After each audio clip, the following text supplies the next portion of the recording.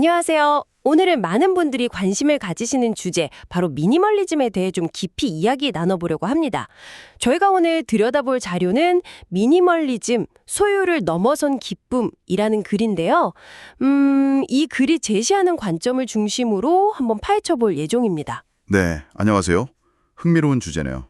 이번 탐구의 목표는요, 여러분이 공유해주신 이 자료를 통해 미니멀리즘에 대한 흔한 생각들, 어쩌면 오해일 수도 있는 부분들을 좀 살펴보고 이 글이 말하는 미니멀리즘의 진짜 핵심이 뭘까, 이걸 함께 이해하는 거예요. 네, 어떤 점들을 짚어볼 수 있을지 기대됩니다. 복잡한 세상 속에서 명료함을 찾고자 하는 당신에게 이 자료가 어떤 실마리를 줄 수 있을지 거기에 집중해서 살펴보겠습니다. 시작부터 흥미로운 질문을 던져볼까 하는데요. 이 글에서도 좀 암시하듯 우리는 물건에 정서적인 가치를 부여하곤 하잖아요. 그렇죠. 많이들 그렇죠. 근데 미니멀리즘은 마치 그런 소중한 것들을 포기해야 하는 것처럼 느껴질 때가 있는데, 그럼에도 불구하고 왜 이 길을 선택해야 할까요? 이 긴장감, 여기서부터 한번 시작해보죠. 자, 이 지점을 좀 더 파고 들어볼까요? 자료에서도 지적하듯이 미니멀리즘이라고 하면 왠지 모르게 좀 차갑고 내가 아끼는 무언가를 억지로 버려야만 할 것 같은 그런 부정적인 느낌을 받을 때가 있잖아요. 네네, 맞아요. 마치 뭐랄까 소중한 추억까지 덜어내야 하는 건 아닌가 하는 그런 걱정? 혹시 당신도 해보신 적 없으신가요? 네, 그런 인식이 어디서 비롯되는지 이 글은 명확하게 짚어주고 있어요. 바로 우리가 가진 물건들에 대한 감정적 애착 때문이라는 거죠. 아, 감정적 애착이요? 네, 글에 이런 표현이 나옵니다. 꽤 오랫동안 곁에 있었던 것으로부터 거리를 두는 것은 어렵습니다. 또 다른 구절에서는 인간은 감정적인 동물로서 주변의 사물에 의미를 부여합니다 라고 설명하고요. 단순히 물건의 기능적 가치를 넘어서서 우리의 기억, 경험, 심지어 정체성의 일부로 여기기 때문에 그걸 없애는 행위 자체가 마치 감정적인 상실처럼 다가온다는 거예요. 아, 그쵸. 예를 들어 지금은 안 입지만 특별한 날 입었던 옷이라든지 아니면 누군가에게 선물 받은 낡은 물건 같은 것들, 그런 게 떠오르죠. 그 물건 자체가 아니라 그 안에 담긴 의미 때문에 놓기 어려운 경우가 많다는 겁니다. 정말 공감되는 이야기네요.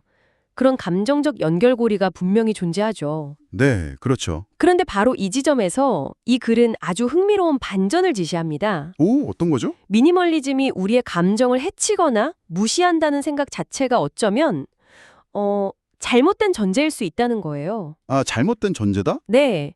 그래서는 미니멀리즘이 감정을 해친다는 가정은 근본적으로 잘못되었습니다. 라고 꽤 단호하게 이야기하고 있어요. 오, 오히려 역설적으로 들릴 수도 있지만 불필요한 것들을 정리할 때 느끼는 잠깐의 아쉬움이나 슬픔은 곧이어 찾아올 명료함의 기쁨으로 충분히 상쇄되고도 남는다는 관점을 제시합니다. 명료함의 기쁨이요? 네, 쓸모없는 물건을 버릴 때 잠시 슬플 수 있지만 머지않아 명료함의 기쁨이 이를 극복할 것입니다. 라는 구절이 이를 뒷받침하죠. 그러니까 뭐랄까 일시적인 감정의 동요에 집중하기보다는 그 과정을 통해 얻게 될 더 큰 정신적 이득, 즉 명료함이라는 가치에 주목하라 라는 메시지로 읽혀요.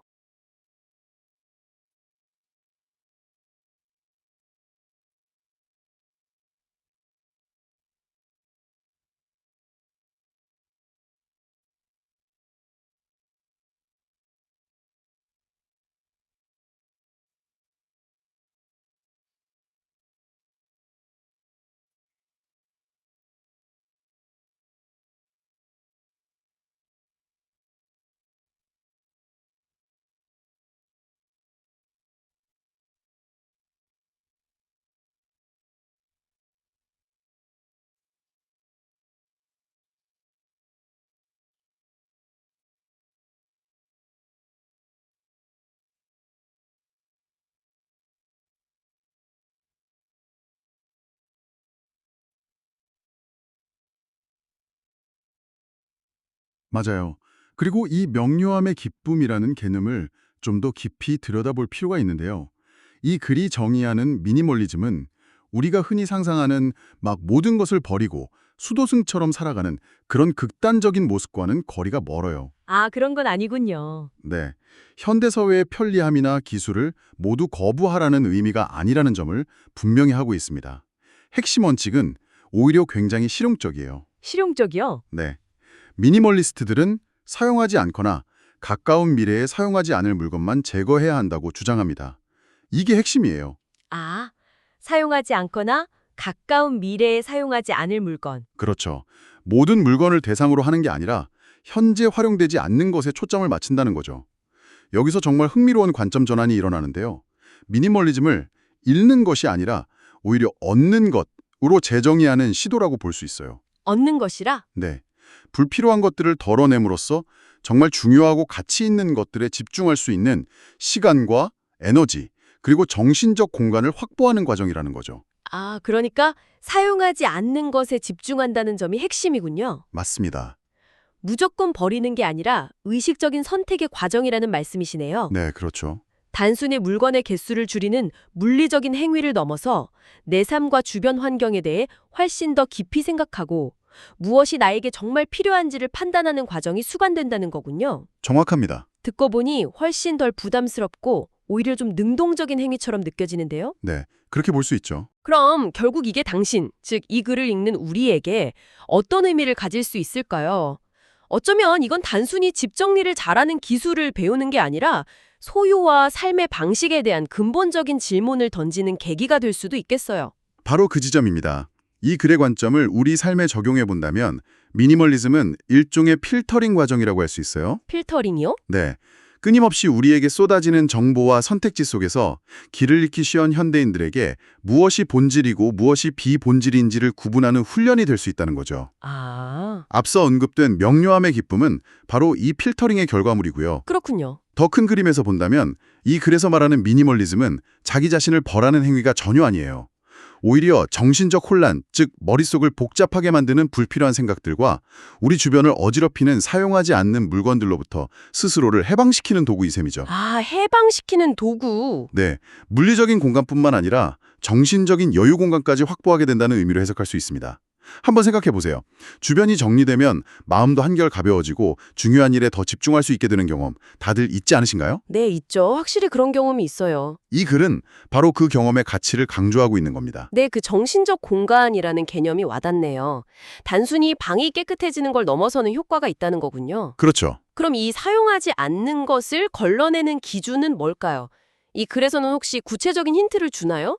예를 들어 뭐 1년 동안 안 썼으면 버려라? 이런 식의 규칙 같은 거요? 아, 이 글에서는 그렇게 구체적인 규칙, 예를 들어 1년 규칙 같은 것을 명시적으로 제시하고 있지는 않아요. 아, 그래요? 네. 하지만 핵심 원칙인 사용하지 않거나 가까운 미래에 사용하지 않을 물건이라는 구절 자체가 중요한 가이드라인이 됩니다. 네. 여기서 중요한 것은 가까운 미래라는 부분인데요. 이것은 각자의 라이프 스타일이나 상황에 따라 유연하게 해석될 여지가 있다는 것을 시사해요. 아하, 유연하게. 네. 예를 들어 계절성 의류나 특정 취미 용품처럼 당장은 안 쓰더라도 예측 가능한 미래에 사용할 것이 분명하다면 무조건 버릴 대상은 아니라는 거죠. 그렇죠. 그럴 수 있죠. 중요한 것은 막연히 언젠가 쓰겠지라는 생각과 구체적인 사용 계획을 구분하는 능력인 것 같아요. 아, 그 구분. 네. 이 글의 논지에 따르면 미니멀리즘은 기계적인 규칙 적용이라기보다는 각자의 삶에 대한 깊은 성찰과 의식적인 판단을 요구하는 과정에 더 가깝습니다. 스스로에게 질문을 던지는 거죠. 이 물건이 현재 내 삶에 어떤 가치를 더하고 있는가? 이것이 없다면 내 삶이 더 나아질까 아니면 불편해질까? 뭐 이런 질문들이요. 굉장히 합리적인 접근 방식이네요. 융통성이 있다는 점이 마음에 들어요. 네, 그렇죠. 결국 각자의 상황에 맞춰 적용해야 한다는 거군요. 아까 감정적 애착에 대해 이야기했잖아요. 네. 이 글의 관점에서 보면 감정적 애착이 있는 물건이라도 사용하지 않는다면 정리 대상이 될 수 있다는 걸까요? 아니면 그 감정적 가치가 높은 물건은 예외로 두는 걸까요? 이 부분이 좀 궁금해지는데요. 아, 아주 좋은 질문이에요.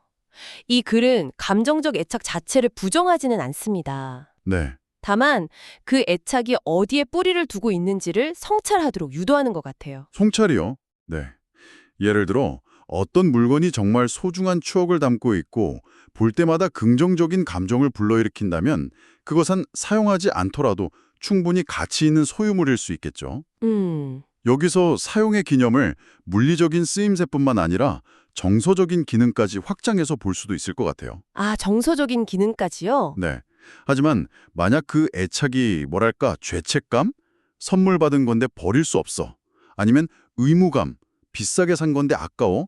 혹은 과거에 대한 집착, 옛날의 나를 상징하는 물건인데 놓을 수 없어. 이런 것에 기반한 것이라면, 그리고 그 물건이 현재의 나에게 긍정적인 영향을 주지 못한다면 이 글의 관점에서는 재고해볼 여지가 있다는 거죠. 아, 즉, 감정적 애착을 인정하되 그것이 현재의 나의 명료함을 방해하는 수준이라면 어려운 결정일지라도 정리를 고려해볼 수 있다는 뉘앙스로 해석됩니다. 그렇군요. 여기서도 핵심은 현재의 나에게 그 물건이 어떤 의미인지를 솔직하게 묻는 과정인 것 같아요. 그렇군요. 현재의 나에게 미치는 영향을 기준으로 판단하는 것, 그리고 사용의 개념을 정서적인 측면까지 포함해서 생각해보는 것. 네, 맞습니다. 이 두 가지가 감정적인 물건들을 다룰 때 중요한 열쇠가 될 수 있겠네요. 네, 이야기를 듣다 보니 이 글에서 말하는 미니멀리즘은 단순히 물건을 줄이는 라이프 스타일을 넘어서 자기 이해와 성찰을 위한 도구라는 생각까지 드는데요. 정확해요.